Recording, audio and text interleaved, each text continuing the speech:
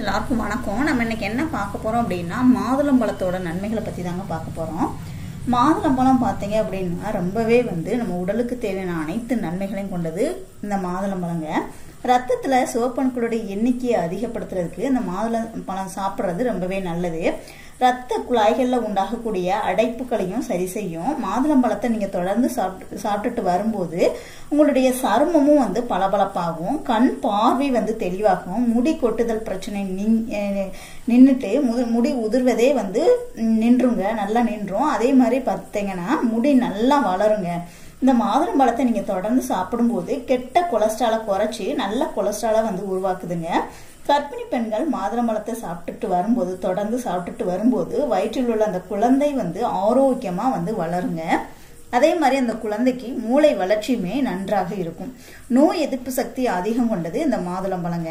மாதுளம்பழத்தை ஆண்கள் இரவு நேரத்துல சாப்பிட்டு வந்தாங்க அப்படின்னா நீண்ட நேரம் தாம்பத்திய உறவுல ஈடுபடலாங்க. மாதுளம்பழத்தோடு ஒரு ஸ்பூன் கசகசா சேர்த்து சாப்பிட்டு வந்தாங்க அப்படின்னா ஆண்களுக்கு ரொம்பவே நல்ல பலன் கொடுக்கும். அடுத்து இதயத்திற்கு ரொம்பவே நல்லது இந்த மாதுளம்பழங்க. அதிக ரத்த அழுத்தம் மற்றும் இதயம் சார்ந்த பிரச்சனைகள் உள்ளவங்க டெய்லியும் ஒரு மாதுளம்பழம் சாப்பிட்டாங்க அப்படின்னா ரொம்பவே நல்லது. இந்த மாதுளம்பழத்துல நமக்கு உடல்ல இருக்கக்கூடிய டைட்ரிக் ஆசிட்டை என்ன பண்ணும் அப்படின்னா, டைட்ரிக் ஆசிட் அப்படிங்கிறது ஒரு தமனிங்க. அதை அதிகரிச்சு ரத்த அழுத்தத்தை சீராக்கும். இதனால பாத்தீங்கன்னா இதயம் ஆரோக்கியமா இருக்குங்க. இதயம் சம்பந்தமான பிரச்சனையுமே உங்களுக்கு வரவே வராது. அடுத்து சர்க்கரை நோய் வராமலும் தடுக்கக்கூடிய தன்மை இந்த நாட்டு மாதுளம்பழத்துக்கு இருக்குது. சர்க்கரை நோயாளிகள் இதை தொடர்ந்து சாப்பிட்டுட்டு வந்தாங்க அப்படின்னா ரத்தத்தில் உள்ள சர்க்கரையோட அளவு குறையுங்க. ரத்த சோகை உங்களுக்கு குணமாகும். பழத்துல பாத்தீங்கன்னா ஃபோலிக் ஆசிட் அதிகமா இருக்கிறதுனால ரத்த சோகை உங்களுக்கு சரியாகுங்க.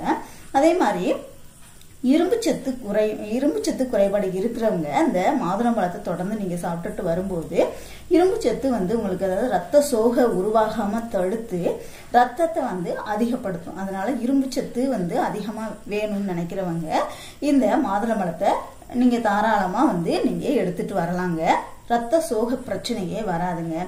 காலையில வெறும் வயிற்றுல இந்த மாதுளம்பழத்தை சாப்பிடணுங்க. இதுல பாத்தீங்கன்னா விட்டமின் சி சத்து அதிகமா இருக்குது.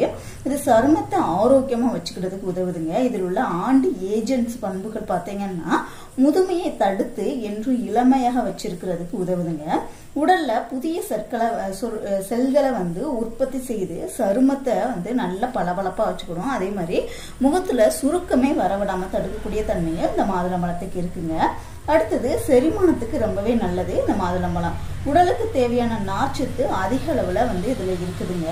அப்புறம் பாத்தீங்கன்னா புற்றுநோய் வரவிடாம தடுக்கக்கூடிய தன்மையும் இதுல இருக்குது. புற்றுநோய் கட்டிகள் மார்பக புற்றுநோய் வராமலும் தடுக்குங்க. அந்த அளவுக்கு இதுல நிறைய சத்துக்கள் இருக்குது. அதே மாதிரி பாத்தீங்க அப்படின்னா ஞாபக சக்தி அதிகரிக்கும். டெய்லியும் மாதுளம்பழம் நீங்க சாப்பிட்டு வரும்போது மூளையில் உள்ள நரம்புகள் இயற்கையாகவே அது நல்ல சக்தி, தன் சக்தியை அதிகரிச்சு மூளையை சுறுசுறுப்பாக்குங்க. இதனால பாத்தீங்க அப்படின்னா ஞாபக சக்தி அதிகரிக்கும். பெண்களுக்கும் பாத்தீங்க அப்படின்னா ரொம்பவே நல்லது இந்த மாதுளம்பழங்க. ஹார்மோன் குறைபாடுகளை நீக்கி கர்ப்பப்பையை ஆரோக்கியமா இருக்கிறதுக்கு இந்த மாதுளம்பழம் ரொம்பவே இன்றியமையாததா இருக்குது. மூட்டு வலி, எலும்பு தேய்மானம் இதெல்லாம் தடுக்கக்கூடிய தன்மை இந்த மாதுளம்பழத்துக்கு இருக்குங்க. மாதுளம்பழத்திலே ஏற்கனவே நிறைய மருத்துவ குணங்கள் இருக்குது. ஸோ ட்ரை பண்ணி பாருங்க. வீடியோ பிடிச்சிருந்துச்சுன்னா லைக் பண்ணுங்க, ஷேர் பண்ணுங்க, கமெண்ட் பண்ணுங்க. மறக்காம சேனலை சப்ஸ்கிரைப் பண்ணிக்கோங்க. கூடவே பெல் சிம்லையும் கிளிக் பண்ணிக்கோங்க. தேங்க்யூ.